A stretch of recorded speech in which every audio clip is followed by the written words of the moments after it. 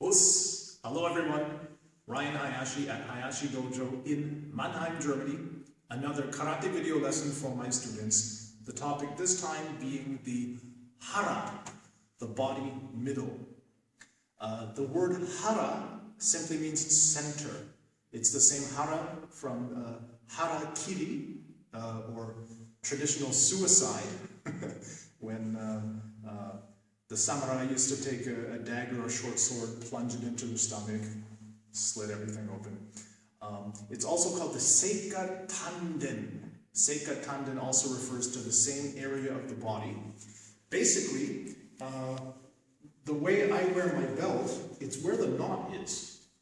Now, I have been Asian for many years now, and have an Asian body structure, which gives me a low center of gravity. That's just a nice way of saying that I have short legs. My belly button is here. Okay? That's my belly button. The knot I wear is about a hand's width below the belly button. So we're talking about it's more. It's about 3 inches below my belly button. This is my Hara, my body center. Sensei Okazaki in the United States refers to the Hara as the entire region between the belly button, including the hips and pelvis, down to where the legs join the body. So it would be from here to here. He refers to this entire as the body's middle. In any case, you're thinking about this center area of the body. Okay, not only from the front, but also going through the entire core of the body, from the front to the tailbone. This is your body center. Now, traditionally, we hear this again and again from the higher senseis, to have all of the techniques stem from the body center, come from the hips. They repeatedly will tell us more hips, bring it, coming from the hips. Put the hips behind it. And this is something that's a little tricky to explain, but I'll try my best, as best that I've come to understand it so far. Basically, if we begin with a basic front punch, beginners will technically do this.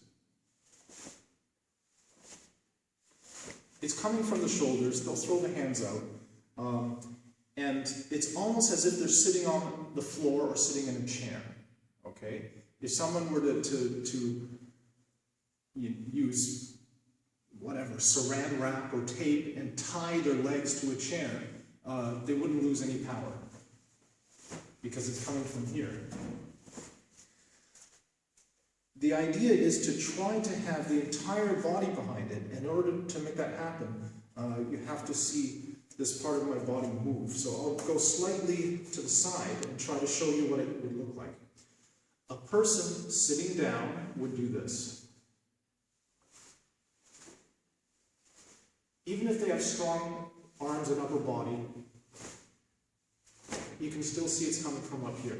Now this is my weakness. I've had it pointed out to me that even for what my body's capable of, I could have more hip behind it. I tend to raise the elbows up, one of my personal weaknesses, and I love the feeling of, okay, but you can see that came from here. The way to do this is to pull the elbows in to here. Okay? So not only do the elbows rub as they come forward, I actually teach my students to try to pull them in towards each other and have their punching techniques come from here. Then a different dynamic happens. Then the hip begins to vibrate behind it. And you can see the knot move behind the movement. And what happens is the entire hip and core musculature supports the movement, so that the punch actually comes up from the ground through the legs and is channeled through the hips. Now, that's our punching technique. If I add a stepping movement, so a Zenku Sudachi, it's easier to learn to put your hip behind it in a Gyakutsuki or reverse punch. This is obvious, because if my hip doesn't connect, you see immediately that only the hand is moving. As soon as you rotate the hip behind it,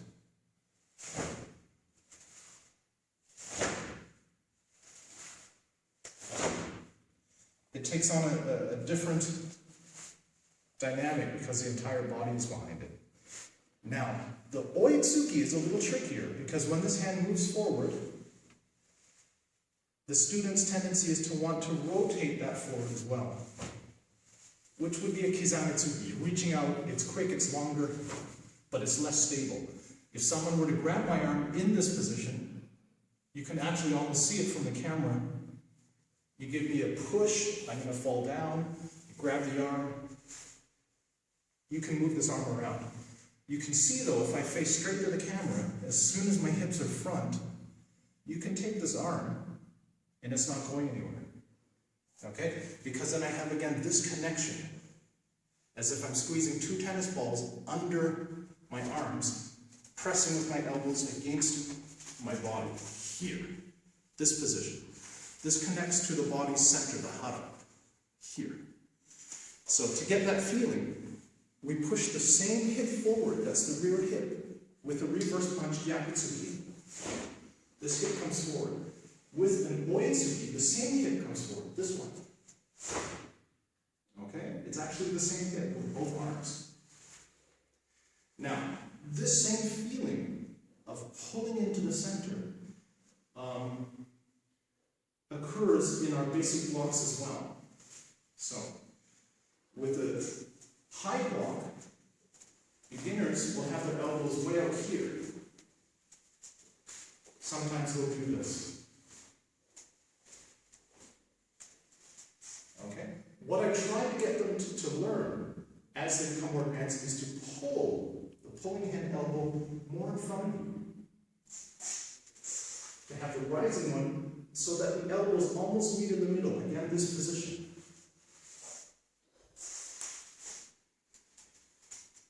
From here.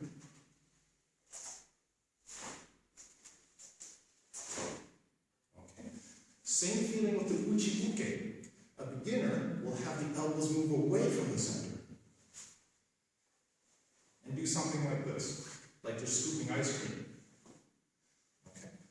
If we think of closing into that center to connect to the middle, both elbows, this one on the reaching hand, the hikite, and this elbow, the elbows come together.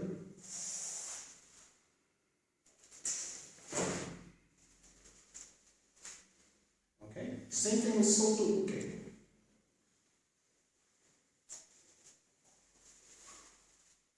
If we have the end of the movement be here on this tennis ball squeezing position. With Geidan Barai, you really see it. If you squeeze the elbows together and think of this center line.